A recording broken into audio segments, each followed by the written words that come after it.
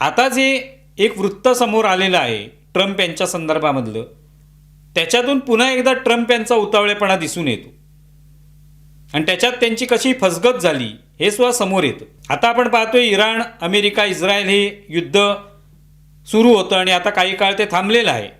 पण तरी देखील संघर्ष सुरू आहे, बैठका होणार आहेत असं म्हटलं जातंय, एकमेकावर कुरघोडी करण्याचा प्रयत्न सुरू आहे.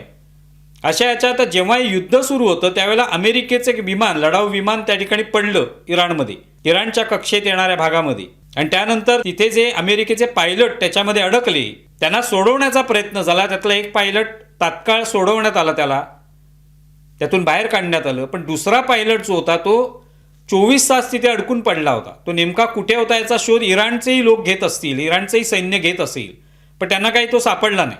पण नंतर मात्र खूप प्रयत्न करून अमेरिकेच्या लष्कराने त्या पायलटला सोडवलं, वाचवलं.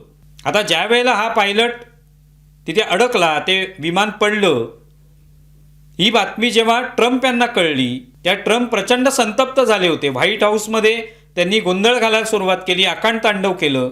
ते कसं काय हा पायलट आता सोडवायचा आहे, कसं काय विमान पडलं, काही करा आणि त्या पायलटला सोडवा, यासाठी ते आकांडतांडव करत होते.